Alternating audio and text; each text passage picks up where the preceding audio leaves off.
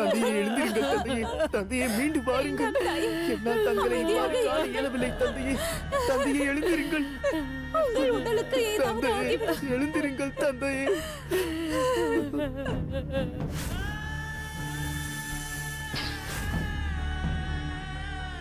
தந்தையே, தந்தையை எழுந்திருங்கள் தந்தையே. கண் திறந்து பாருங்கள் தந்தையே.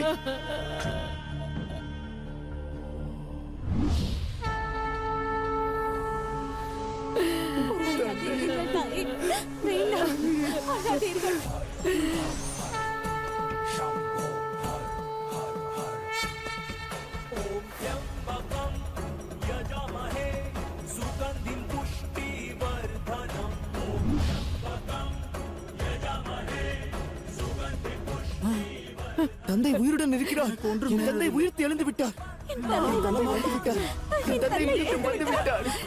ஹர ஹர மகாதேவா, ஹர ஹர மகாதேவா, ஹர ஹர மகாதேவா, ஹர ஹர மகாதேவா, ஹர ஹர மகாதேவா, ஹர ஹர மகாதேவா.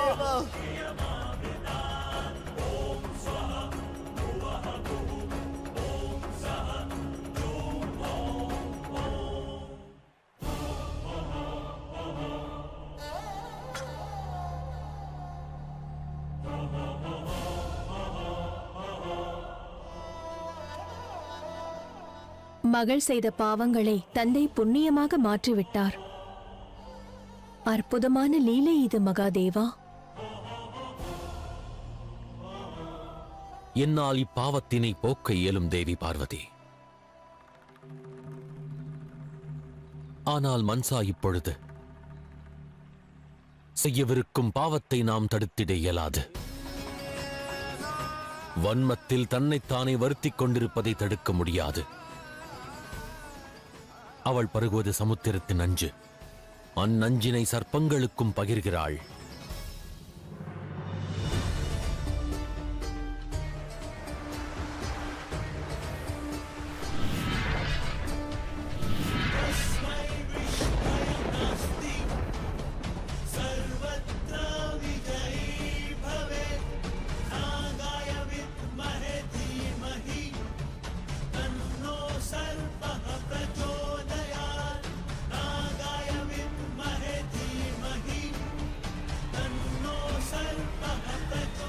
என் சர்ப்ப வீரர்களே, இந்த விஷத்தினை பருகி அனைவரும் அழிவற்றவர்களாகுங்கள்.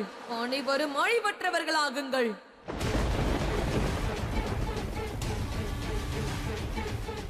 இது தேவர்களின் அமிர்தத்திற்கான தீர்வு.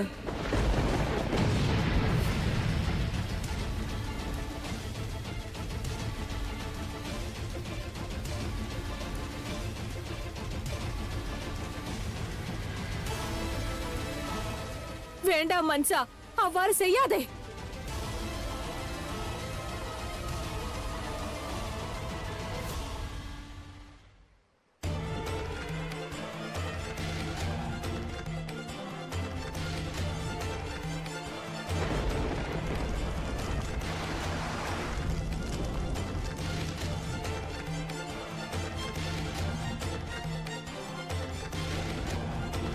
மகாதேவர் இருக்கையில் என்ன சஞ்சலம் ஏற்படும்? எனக்கு முழு நம்பிக்கை இருக்கின்றது. இதற்கு நிச்சயம் நீங்கள் ஒரு தீர்வை கண்டறிவீர்கள். பிரபஞ்சத்தை மட்டுமல்ல, நம் இல்லத்தையும் மன்சா என்ற இந்த ஆபத்திலிருந்து நிச்சயம் காப்பாற்றுவீர்கள்.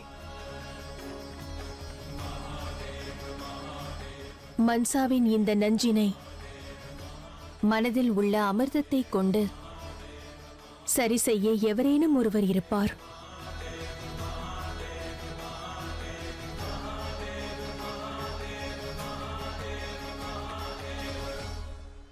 இந்த அண்ட சராசரத்திலும் ஓர் சக்தியே உள்ளது. மன்சாவை அவள் மென்மையான குணத்தால் அந்நஞ்சினை அவளால் தகர்க்க இயலும். அது வேறு எவரும் அல்ல, தேவி கங்கை. தேவி கங்கை, தேவி கங்கை. இனி தேவி கங்கா ஒருவரால் மட்டுமே மன்சாவிற்கு எடுத்துரைக்க இயலும். வன்மம் எனும் அக்னியை தேவி கங்காவால் மட்டுமே குளிர வைத்திட இயலும். கங்கை அக்காவா?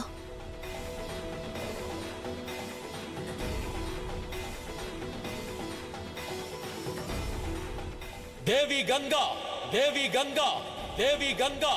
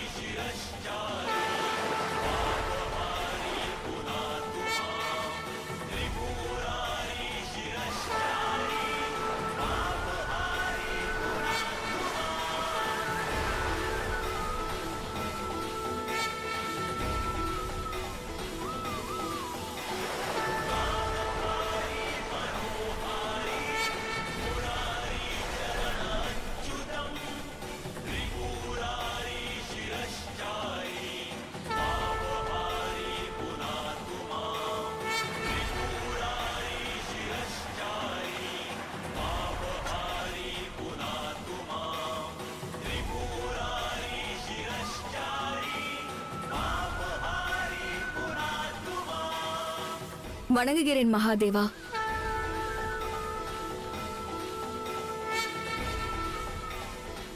அக்கா,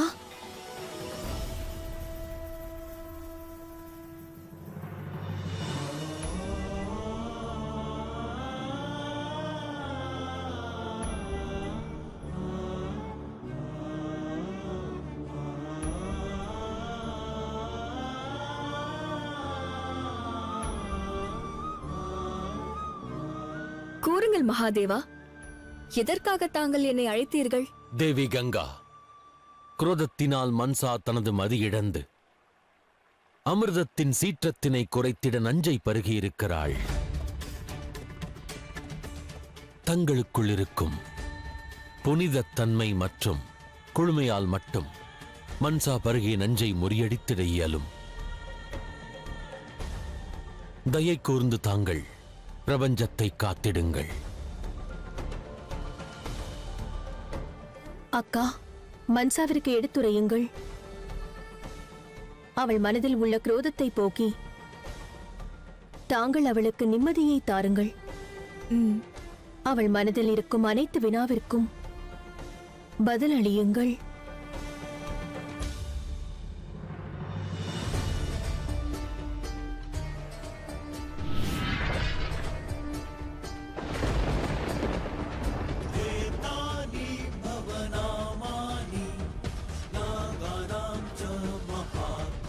இனி நான் விடை இல்லாத வினா எவராலும் என்னை எதிர்க்க இயலாது. என்னுள் இருக்கும் நஞ்சு ஆழகாலத்தை விடவும் வலிமை வாய்ந்தது. ஆழகாலத்தை விடவும் வலிமை வாய்ந்தது.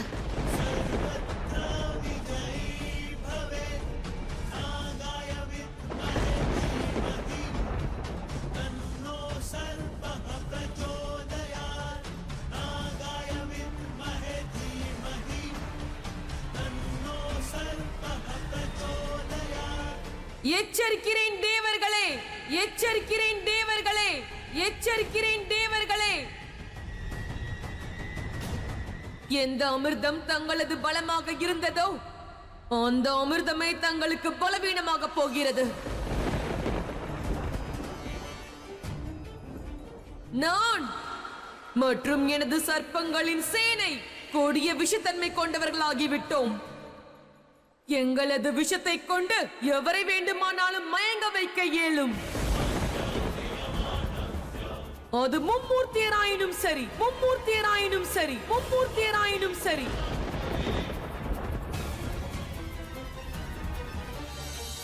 உங்கள் அனைவருக்கும் சவால் விடுக்கிறேன்.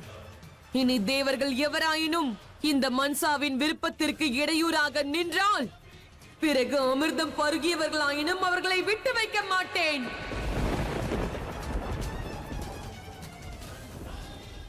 நான் அமரனானேன், அழிவற்றவளானேன், அழிவற்றவளானேன்.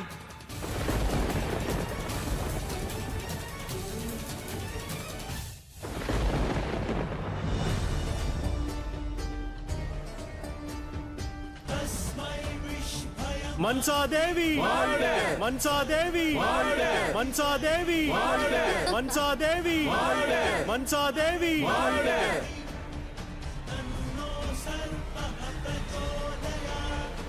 இனி அந்த தேவர்களுக்கும் நமக்கும் சமமான யுத்தம் நடக்கும்.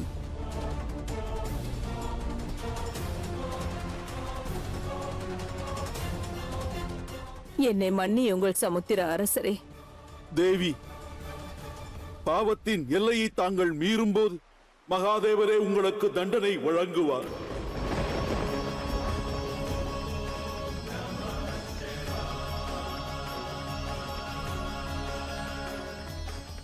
மகாதேவரா? தாங்களே எனக்கும் இப்பிரபஞ்சத்திற்குமான இறுதி எதிர்பார்ப்பு. மன்சாவிடம் எடுத்துரையுங்கள். தங்கள் வார்த்தைகளுக்கு செவிசாய்க்காவிட்டால் குளுமையான தங்கள் நீருக்குள் அவளை அடைத்து வையுங்கள். தங்களின் குளுமையைக் கொண்டு அவளின் குரோத உஷ்ணத்தை கட்டுக்குள் வைத்திடுங்கள். மன்சாவிற்கு எடுத்துரைக்க, அவளை சுயநினைவிற்கு கொண்டு வர என்னால் ஆன முயற்சிகளை செய்வேன். அதோடு இந்த முயற்சி நிச்சயம் வெற்றி பெறும் அக்கா. எவ்வாறு சிறு வயதில் தாங்கள் எனது அனைத்து பிரச்சனைக்கும் தங்கள் கருணையான வார்த்தைகளை கொண்டு தீர்வு கண்டீர்களோ,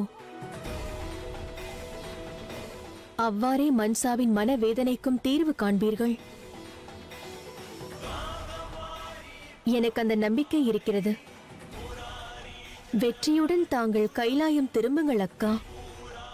தங்களுக்காக காத்து கொண்டிருப்பேன். என் சகோதரி கூறும் அனைத்தையும் நான் முழு மனதோடு செய்வேன். தாங்கள் தங்கள் உத்தேசத்தை நிறைவு செய்யுங்கள். நான் சென்று எனது கடமையை செய்கிறேன் அக்கா. தங்களது வருகைக்காக கைலாயத்தை அலங்கரிக்கிறேன்.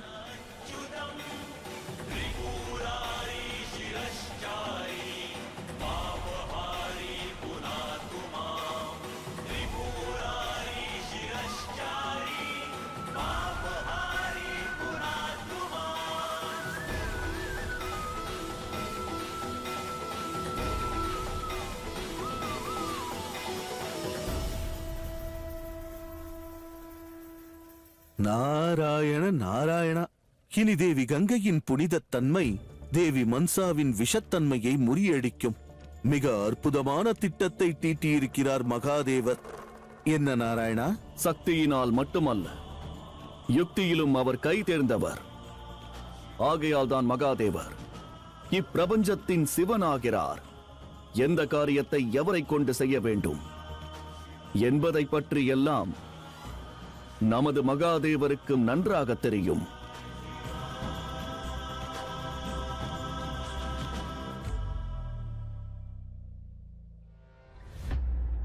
மன்சா,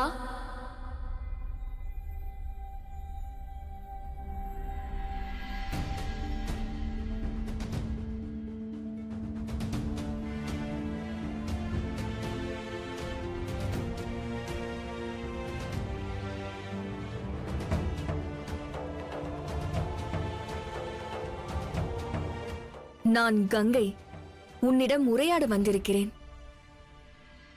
பார்த்தாயா மன்சா, நீ அந்த நஞ்சை பருகியவுடன் மகாதேவர் தன் புதிய திட்டத்தை தொடங்கிவிட்டார். உன் பாதையில் இடையூறு செய்வதற்காக அவர் கங்கையை அனுப்பியிருக்கிறார். கங்கையுடன் உரையாட வேண்டிய அவசியம் உனக்கில்லை. அசுரமாதா கூறுவது சரிதான் மன்சா. தேவி கங்கை தனது குளுமையான நீரை கொண்டு உனது வன்மத்தின் அக்னியை அணைக்கக்கூடியவர்கள்.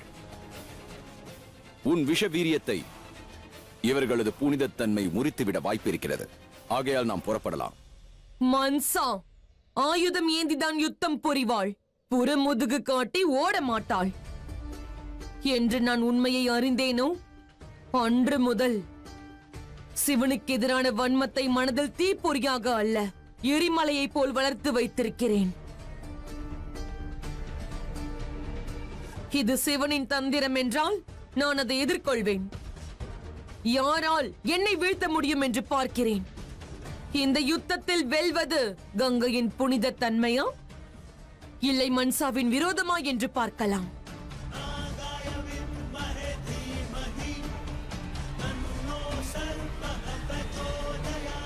வேண்டாம் மன்சா.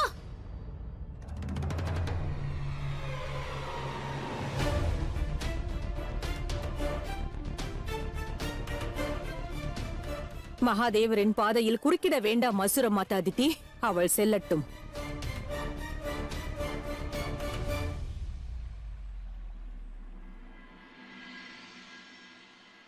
வணங்குகிறேன் தேவி கங்கா. வெற்றி என்றும் உனக்கே மகளே. உனது அனைத்து செயலும் அனைத்து முடிவும் நீதி மற்றும் நியாயத்துடன் லோக நன்மைக்கு காரணமாக இருக்க வேண்டும். வெற்றி எனக்கே என்று ஆசை புரிந்தீர்கள், இப்பொழுது தோற்க அறிவுறுத்துகிறீர்கள். இதை பார்க்கும் பொழுது எதிரே கங்கை அல்ல, அந்த சிவனே இருப்பது போல் தோன்றுகிறது. நீ சிவனின் அம்சமாவாய், சக்தி உன் அன்னையாவாள், பக்தர்களின் தெய்வமாவாய், பலவீனமானோருக்கு பாதுகாவலராவாய். இதற்கு மேலும் நான் கூற வேண்டுமா என்ன? இதில் உனக்கான நன்மைகளை தேடுவது தவறல்லவே. எதற்காக நீ அழிவின் பாதையில் சென்று உன் அடையாளத்தை பேராபத்தில் தள்ளுகிறாய்?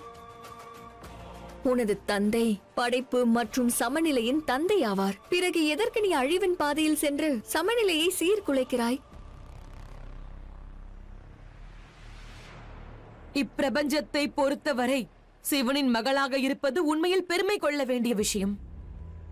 ஆனால் என்னை பொறுத்தவரை சிவனின் மகளாக இருப்பது மிகவும் துர்பாக்கியமானது, மிகவும் துர்பாக்கியமானது.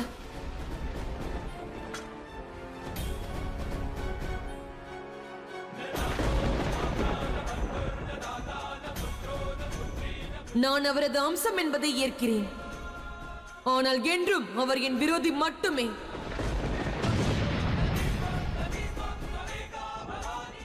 அவர் என்னை புறக்கணித்த பாவி, எனக்கு தந்தை பாசம் அளிக்காத குற்றவாளி, எனக்கு தந்தை பாசம் அளிக்காத குற்றவாளி.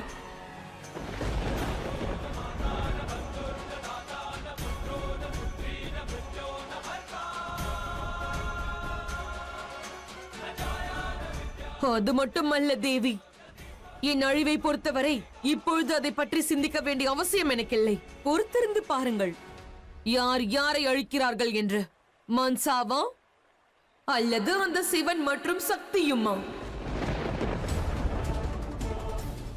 அவர்களது நியாயமும் உத்தேசமுமா அல்லது என் வன்மமா என்று.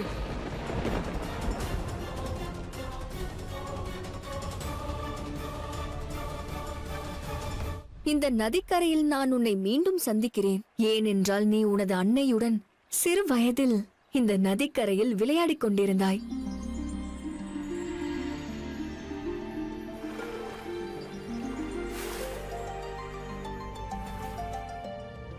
காப்பாற்றுங்கள், என்னை காப்பாற்றுங்கள், என்னை காப்பாற்றுங்கள், யாரேனும் காப்பாற்றுங்கள்.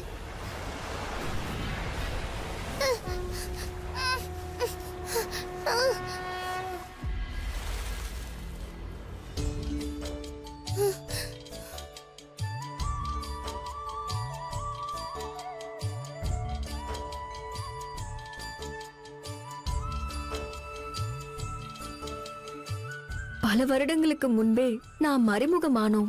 நீ யார் என்று எனக்கு நன்றாக தெரியும் மகளே. உன் சக்தி மற்றும் திறமையை பற்றி கூட நான் நன்கு அறிவேன். அதோடு நான் இன்று உனக்கு அந்த உறவின் அடிப்படையில்தான் உனக்கு அறிவுறுத்த வந்திருக்கிறேன். அழிவு மற்றும் வன்மத்தின் அக்னியை அழித்துவிடு. நீ உனது சக்திகளை கொண்டு லோக நன்மைக்காக பாடுபடு.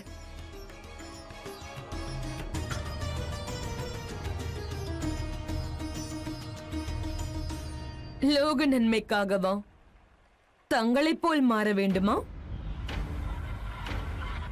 தங்கள் நாவிலிருந்து உதிரும் இந்த வார்த்தைகள் தங்களுக்கு அழகை சேர்க்காது. ஏனென்றால் சிவனும் சக்தியும் தங்கள் மதியை நன்றாக மயக்கி உள்ளார்கள்.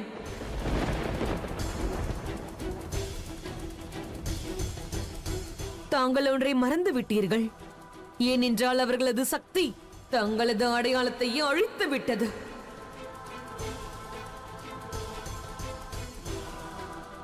இப்பிரபஞ்சத்தை பொறுத்தவரை தாங்கள் கங்கை தேவி. ஆனால் தங்கள் கண்களில் கனவுகளும் மனதில் காதலும் உடலில் பல உணர்ச்சிகளும் கொண்டு வாழ்ந்து கொண்டிருக்கும் இந்த கங்கை எங்கே சென்றாள்?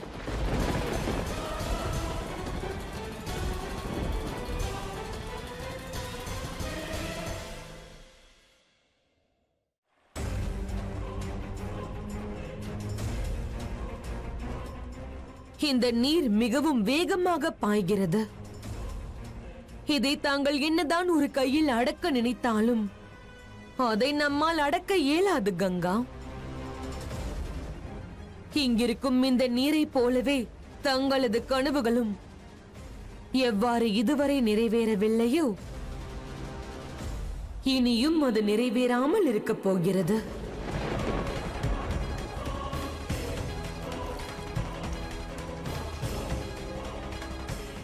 தங்களை பிரம்ம தேவரின் கமண்டலத்தில் இருக்கும்படி கட்டாயப்படுத்தினார்கள்.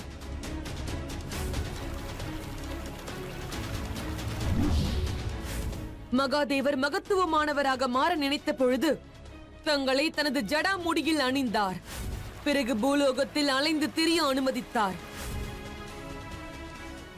இப்பிரபஞ்சத்தில் எவரெல்லாம் தங்களை காண வருகிறார்களோ அனைவரும் தன்னலம் கொண்டுதான் வருகிறார்கள்.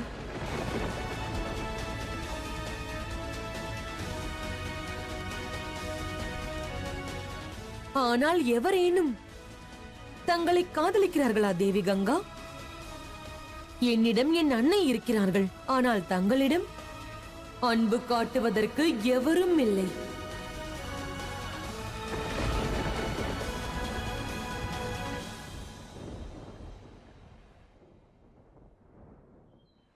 எவரது மனதில் சிவத்துவம் நிறைந்துள்ளதோ அவருடன் எவரும் இல்லாமல் இருக்க வாய்ப்பில்லை.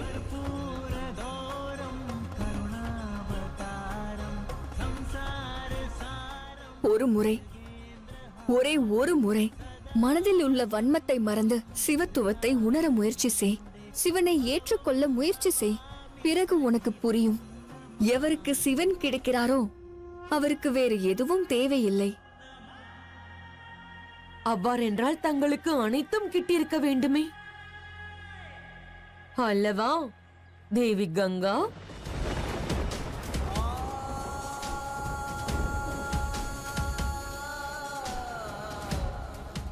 மன்சா, உனது விரோதத்தை துறந்துவிடு. தேவி கங்காவின் வார்த்தைகளை புரிந்திட முயற்சி செய். தாங்கள் என்றும் சிவனின் பாதையில் தானே சென்றீர்கள். சிவத்துவத்தில் லயித்திருக்கிறீர்கள். அவ்வாறென்றால் அனைத்தையும் அடைந்திருப்பீர்களே.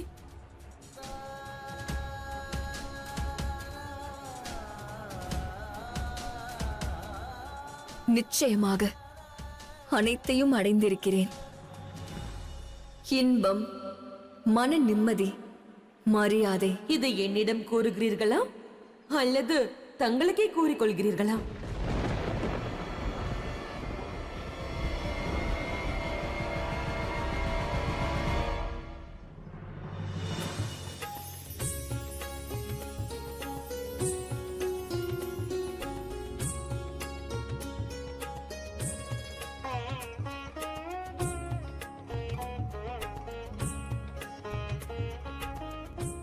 இந்தாருங்கள் தாயே. என் சகோதரி கங்கை முதல் முறையாக கைலாயம் வருகிறாள். கைலாயம் முழுவதும் அழகாக அலங்கரியுங்கள். அது மட்டுமல்ல, இந்த மலர் அவளுக்கு மிகவும் விருப்பமானது. இதை மேலும் கொண்டு வா. இதை நாம் தோரணமாக கட்டுவோம். சரி தாயே.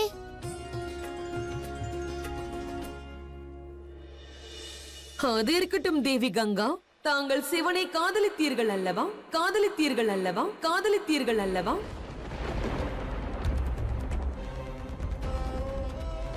பிறகு என்னவாயிற்று? தங்கள் காதலை சிவன் தேர்ந்தெடுத்தாரா? தங்கள் மனதில் உள்ள விருப்பத்தை, காதலை தங்கள் சகோதரி புரிந்து கொண்டாரா?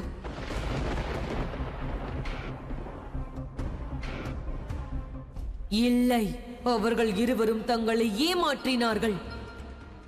காதலுக்கு பதிலாக பிரபஞ்சத்தின் நலனை தேர்ந்தெடுப்பதற்கு தங்களை கட்டாயப்படுத்தினார்கள்.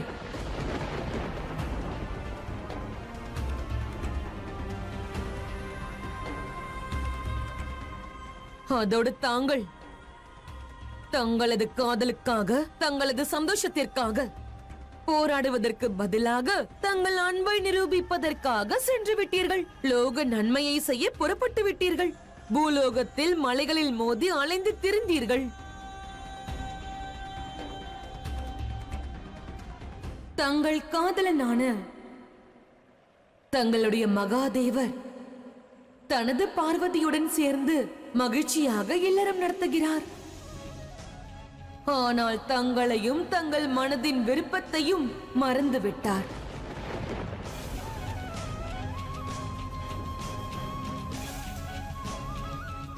மன்சா, தேவி கங்காவின் மனதில் விஷத்தை நிரப்ப முயற்சிக்காதே. இவ்வாறு செய்வதால் உன் வன்மத்தின் நஞ்சு தேவி கங்கையின் புனிதத்தை களங்கப்படுத்தும். என்ன இது நாராயணா? தேவி மன்சா தன் மனதின் விஷத்தை தேவி கங்கையின் மனதில் விதைக்கிறார்களே. தேவி கங்கா தனக்கு கிடைத்த வாழ்க்கையை சௌபாகியமாக கருதிக் கொண்டிருக்கிறார்கள் தேவரிஷி. ஆனால் இப்பொழுது மன்சா அவர்களது சௌபாகியத்தை துர்பாகியமாக மாற்றும் முயற்சியில் இருக்கிறாள். இனி சரியான பாதையா அல்லது தவறான பாதையா என்பதனை கங்கையை தீர்மானிக்க வேண்டும். இரவு பகல் பாராமல் தாங்கள் பாய்ந்தீர்கள். பாதையில் வந்த மலைகளை, பாறைகளை தாங்கள் புறக்கணித்தீர்கள். தங்கள் கண்களில் மகாதேவர் லோக நன்மை என்ற வஸ்திரத்தை கட்டினார். அவர் இன்பமாக இருக்கிறார். ஆனால் தங்களை துக்கத்தின் சாகரத்தில் மூழ்கடித்து விட்டார்.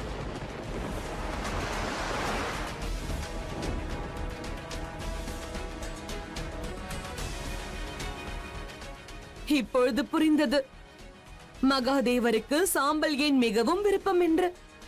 உண்மையை கூறினால் சிவசக்தியின் இல்லறமானது தங்கள் காதலை எரித்து அந்த சாம்பலில் தான் உருவாகி இருக்கிறது தேவி கங்கா.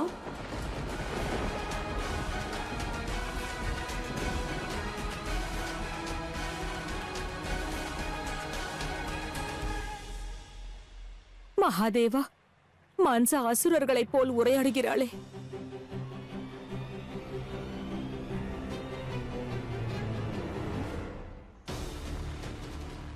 என்னை தடுத்து நீ இப்பொழுது ஏன் இடையே செல்கிறாய்? இந்த பேச்சுவார்த்தை தொடரட்டும்.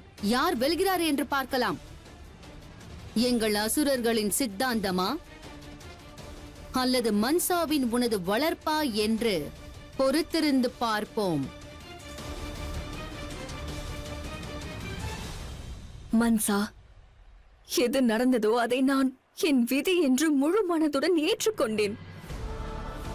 அதை எண்ணி எனக்கு எந்த வருத்தமும் இல்லை, கவலையும் இல்லை. தங்களுக்கு பெரிய மனது, ஆகையால் தான் தங்களுக்கு எந்த வேறுபாடும் தெரியவில்லை.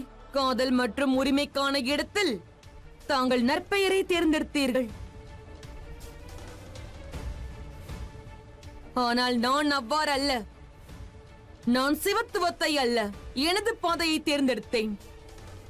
இதுநாள் வரை தங்களை ஒரு முறை கூட காண வராதவர் எவ்விதத்தில் தங்களுக்கு நல்ல பாதையை காட்டியிருப்பார்? இன்று அவர் தன் சுயநலத்திற்காக வந்தார். சிவசக்தியின் கைகளில் இருக்கும் கை பொம்மை தாங்கள், வேறொன்றும் அல்ல.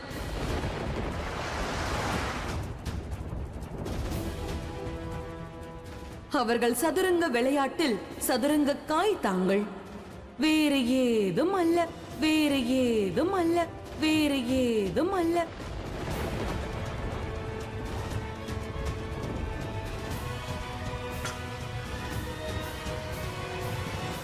மன்சா, இல்லை மன்சா, சிவனின் மனதில் எந்த கலங்கமும் இல்லை. அவர் என்றும் தன்னலமற்றவர், அனைவருக்கும் சொந்தம். அது உண்மை அல்ல. தங்களுக்கும் அவர் சிறிதளவும் சொந்தமானவர் அல்ல.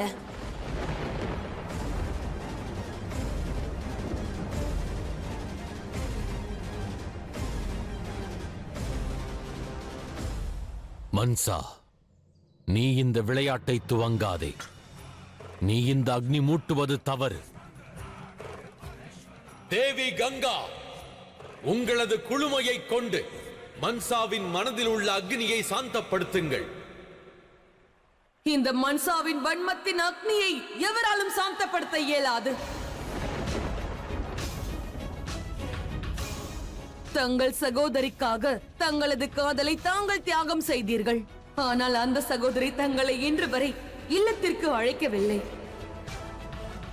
கைலாயத்தில் பல உற்சவங்கள் நிகழ்ந்தன. இது நாள் வரை தங்களுக்கு அவர் அழைப்பு விடுத்தார்களா?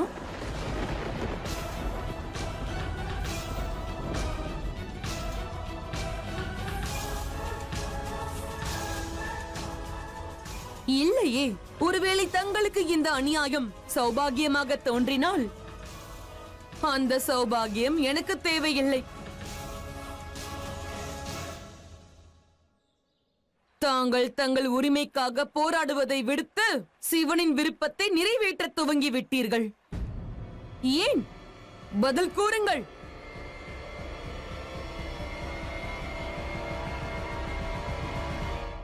தேவி கங்கா, மன்சாவின் வார்த்தைகளை கேட்டு தாங்கள் மனம் கலங்குவது உச்சிதம் அல்ல. தூய மனம் கொண்டு சிந்தியுங்கள். மனம் சஞ்சலம் அடைந்திட வேண்டாம். தங்களின் புனிதத்தை களங்கப்படுத்த அனுமதிக்காதீர்கள். தங்களை அனைவரும் புனிதமானவர் என்று அழைக்கிறார்கள். ஆனால் என்னை பொறுத்தவரை தாங்கள் பலவீனமானவர்கள், ஏதும் செய்ய இயலாதவர்கள், ஏதும் செய்ய இயலாதவர்கள்.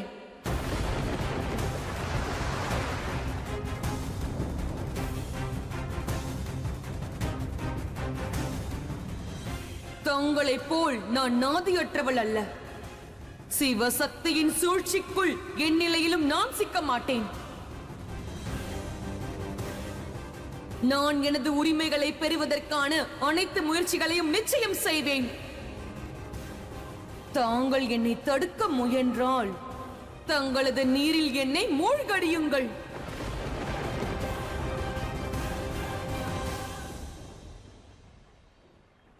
நான் கேள்விப்பட்டிருக்கிறேன் தாங்கள் உடலின் வெப்பத்தை மட்டுமல்ல மனதின் குரோத அக்னியையும் தணிப்பீர்கள் என்று.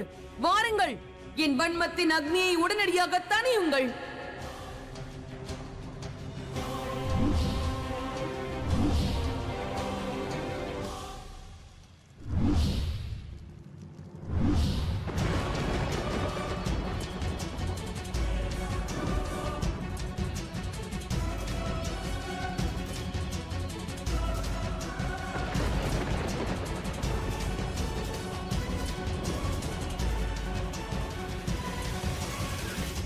தேவி கங்கா, தாமதிக்க வேண்டாம். மன்சாவின் வேதனையை சாந்தப்படுத்துங்கள். உடனே செய்யுங்கள். என்ன சிந்திக்கிறீர்கள்? இனியும் தாங்கள் தாமதப்படுத்தாதீர்கள். உடனே செல்லுங்கள். உங்கள் உரிமைக்காக போராடுங்கள். இல்லையேல் என்னை உடனடியாக மூழ்கடியுங்கள். முடிவு தங்கள் கையில் உள்ளது.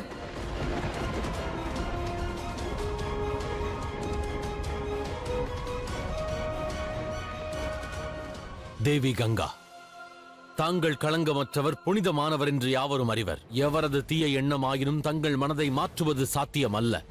அதை நன்கு உணர்ந்திடுங்கள். மன்சாவை சாந்தப்படுத்துங்கள்.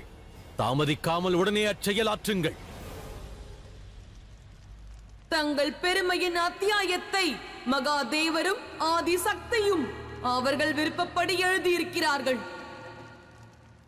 தாங்கள் என்றுமே சிவசக்தியின் கைபொம்மை மட்டுமே, சிவசக்தியின் கைபொம்மை மட்டுமே.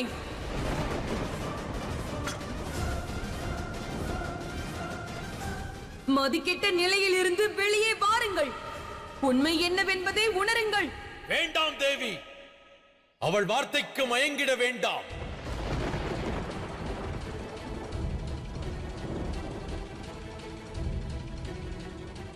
மன்சா, போதும், நிறுத்து.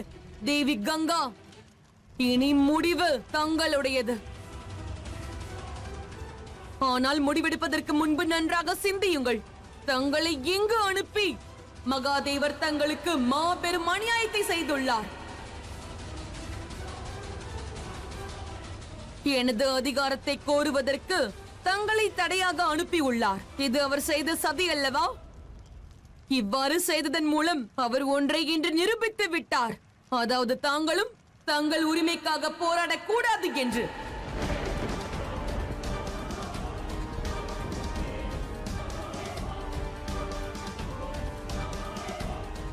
தேவி கங்கா, தாங்கள் கூறியபடி தங்கள் நதிக்கரையில் தான் நான் வளர்ந்தேன்.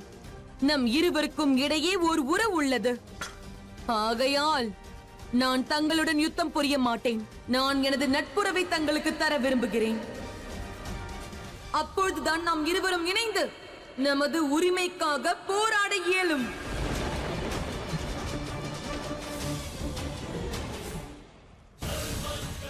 இனி தாங்கள் தான் முடிவெடுக்க வேண்டும் தேவி கங்கா.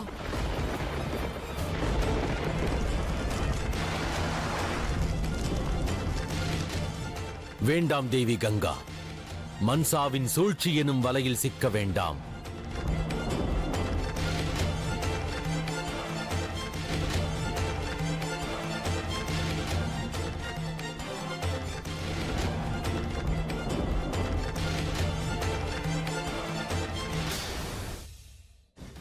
தேவி கங்கா, மன்சாவின் வாதம் சரி என்று தங்களுக்கு தோன்றினால் ஒப்புக்கொள்ளுங்கள். மன்சாவின் நட்புறவை ஏற்றுக்கொள்ளுங்கள். தேவி கங்கா, அசுரர்களின் இலக்கை அடைய நாங்கள் தங்களின் உதவியை நாடவில்லை. ஆனால் தங்களது நிலையை தான் நாங்கள் கோருகிறோம். நாங்கள் நன்றாக அறிவோம், தாங்களும் மன்சாவை போன்றே ஒரு துர்பாக்கியசாலி. மன்சாவிற்கு தந்தை கிடைக்கவில்லை, அதோடு தங்களுக்கு காதல்.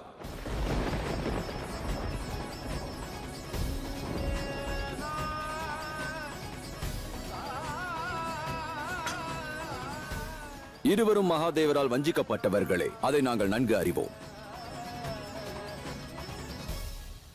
வேண்டாம் தேவி கங்கா, தங்களுக்கும் எனக்கும் இடையே விரோதத்தின் உணர்வு என்றும் இருந்ததில்லை. என் மீது தாங்கள் கொண்டிருப்பது பக்தியே. அவர்கள் கூறுவதை கேட்டு தங்கள் மனதை களங்கமுறச் செய்யாதீர்கள். நம் இருவரின் உறவுக்கிடையே உள்ள தூய்மையான பக்தியையும் அன்பையும் அவர்கள் களங்கப்படுத்த பார்க்கிறார்கள். தாங்கள் தங்களின் உத்தேசத்தினை நிறைவேற்றிட முயற்சி செய்யுங்கள். தேவி கங்கா, இவள் பேச்சை கேட்டு தாங்கள் இப்பிரபஞ்சத்தின் மகாதேவரை விரோதியாக்கிக் கொள்ளாதீர்கள். தாங்கள் எங்கும் பாய்ந்து திரியும் கங்கை ஆவீர்கள். ஆழமானவர்கள், அழுத்தமானவர்களும் கூட. அனைத்து உண்மைகளையும் நன்றாக அறிந்தவர் தாங்கள். நான் தங்களிடம் வேண்டிக் கொள்வதெல்லாம் ஒன்று மட்டுமே. வாழ்க்கையில் ஒரே ஒரு முறை தாங்கள், ஒரே ஒரு முறை இப்பிரபஞ்சத்தை பற்றி அல்ல, தங்களை பற்றி சிந்தியுங்கள். தங்கள் விருப்பப்படி முடிவெடுங்கள். சிவசக்தியின் விருப்பத்திற்கு செவி சாய்க்காதீர்கள்.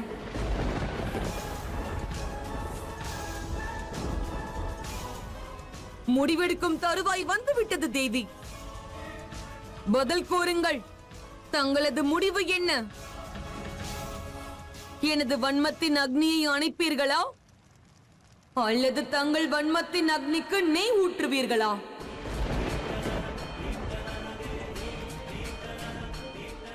சிவனின் ஆதிக்கத்தை ஏற்கப் போகிறீர்களா, அல்லது மன்சாவின் நட்புறவை ஏற்கப் போகிறீர்களா?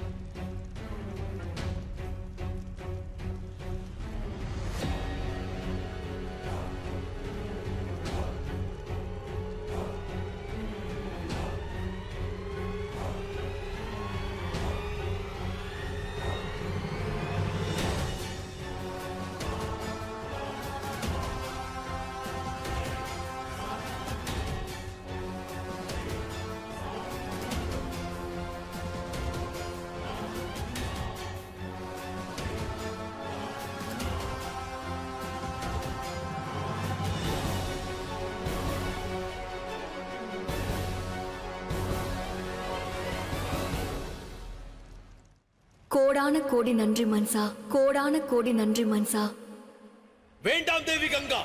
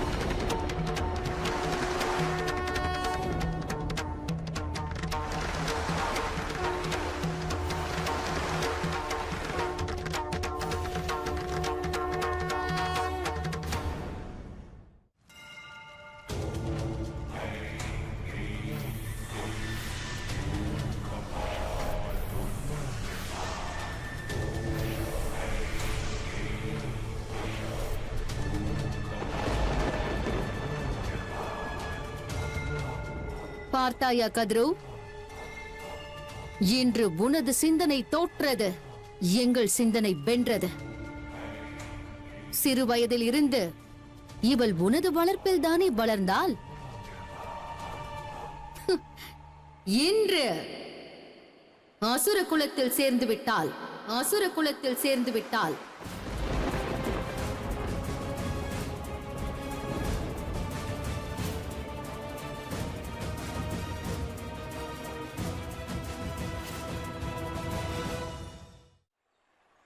வாழ்த்துக்கள் மன்சா, இன்று நீ சிவனின் சக்தியை தாக்கி இருக்கிறாய். இனி ஒவ்வொரு நொடியும் அந்த சிவனும் சக்தியும் கண்ணீர் சிந்த போகிறார்கள். கைலாயம் சென்று மகாதேவரை அடைவதற்காக கங்கையும் பார்வதியும் ஒருவரோடு ஒருவர் மோதிக்கொள்வதை கண்ட பிறகு இப்பிரபஞ்சத்தோர் வியக்கப் போகிறார்கள்.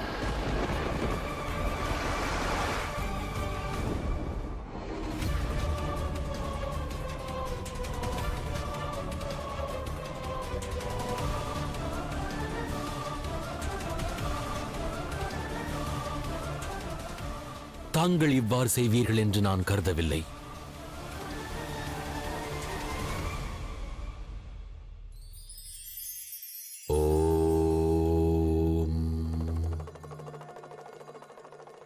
ஒரு தீபம், சிறிய திரி மற்றும் சற்று எண்ணெயை கொண்டு கார் இருளை எதிர்த்து போரிட்டு பிரகாசிக்கிறது. இதன் அர்த்தம் யாது? அதாவது நமக்குள் மறைந்திருக்கும் அந்த சக்தி மிக சங்கடமான சூழ்நிலைகளை கூட மிகவும் எளிதாகவே எதிர்கொண்டிடும். பல முறை சங்கடங்களுக்கு எதிரே நாம் தலை வணங்குகிறோம். ஆனால் மெய்யாக துணிவு என்பது யாதெனில், நமக்குள் இருக்கும் தன்னம்பிக்கையை மேலோங்கச் செய்யும் கருவி. துணிவே நம் அடையாளமாக மாறுகின்றது. ஆனால் அதற்கு முதலில் நம்மில் நாம் அதீத தன்னம்பிக்கை கொண்டிர வேண்டும்.